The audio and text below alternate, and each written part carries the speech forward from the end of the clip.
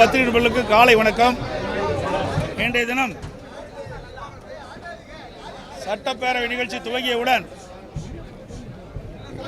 அனைத்து இந்திய அண்ணா திராவிட முன்னேற்ற கழகத்தினுடைய சட்டமன்ற கட்சியினுடைய எதிர்க்கட்சி துணைத் தலைவர் திரு உதயகுமார் அவர்கள் ஏற்கனவே 11/1/2022 தமிழ்நாடு சட்டப்பேரவை விதி 68 படி மாண்புமிகு திரு எம் அப்பாவு அவர்கள் பேரவைத் தலைவர் பதவியில் நீக்க வேண்டும் என்ற கடிதம் வழங்கியுள்ளார்.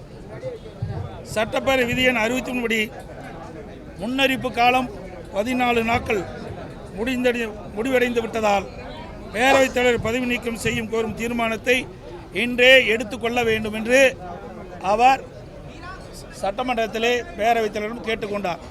ஆனால் சட்டப்பேரவைத் தலைவர் இந்த கோரிக்கையை ஏற்க மறுத்துவிட்டார். அதோடு முந்தைய அரசாங்கம் அதிமுக ஆட்சி இருக்கும்போது சுட்டிக்காட்டினார். அதை சுட்டிக்காட்டது அது ஏற்புடையதல்ல.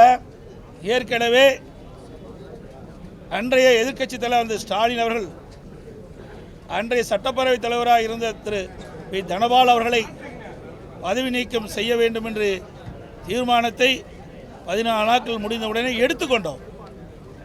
இது வரலாறு, இதை யாரும் மறுக்க முடியாது.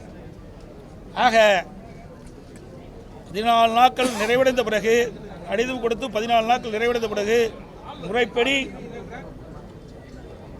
சட்டமன்ற நிகழ்ச்சி தள்ளி வைத்து அனைத்து இந்திய அண்ணா திராவிட முன்னேற்ற கழக சட்டமன்ற எதிர்க்கட்சி துணைத் தலைவர் கொண்டு வந்த அந்த சட்டப்பேரவை தலைவர் பதவி நீக்க தீர்மானத்தை எடுத்துக்கொண்டிருக்க வேண்டும். இதை அவர் மறுத்த காரணத்தினாலும் அதோடு கடந்த ஒரு வார காலமாக டாஸ்மாக் தலைமை அலுவலகம் மற்றும் இதர அலுவலகங்களில் அதோடு இந்த டாஸ்மாக் நிறுவனத்திற்கு சப்ளை செய்கின்ற மதுபான தயாரிப்பு தொழிற்சாலையிலும் மத்திய அமலாக்கத்துறை தொடர்ந்து சோதனை நடவடிக்கை மேற்கொண்டு அதன் அடிப்படையில் நேற்றைய தினம் ஒரு செய்தி பத்திரிகையிலும் ஊடகத்திலும் வந்துள்ளன.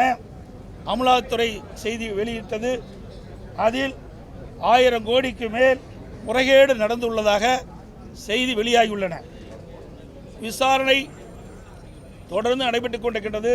இந்த விசாரணை முழுமையாக முடிவடைகின்ற பொழுது சுமார் இந்த டாஸ்மாக் நிறுவனத்தின் மூலமாக கிட்டத்தட்ட 40,000 கோடி அளவுக்கு ஊழல் நடைபெற்றிருக்குமோ என்று சந்தேகம் எழுகின்றது. இந்த அரசு அதை பற்றி இன்னும் எந்த ஒரு செய்தி வெளியிடப்படவில்லை. கிட்டத்தட்ட அமலாக்கத்துறை ரெய்டு நடத்தி அந்த ரெய்டு மூலமாக 1000 கோடிக்கு மேல் முறைகேடு நடந்துள்ளதாக அறிவிக்கப்பட்டோம். இந்த அரசு எந்த செய்தி வெளியிடாத காரணத்தினால் அதையும் நாங்கள் சட்டமன்றத்திலே குறிப்பிட்டு இதற்கு தார்மீக பொறுப்பேற்று இந்த திமுக அரசு ராஜினாமா செய்ய வேண்டும் என்று வலியுறுத்தி வெளிநடப்பு செய்திருக்கின்றோம். இல்லை, அது பின்னாடி வந்து பேசுகிறோம்.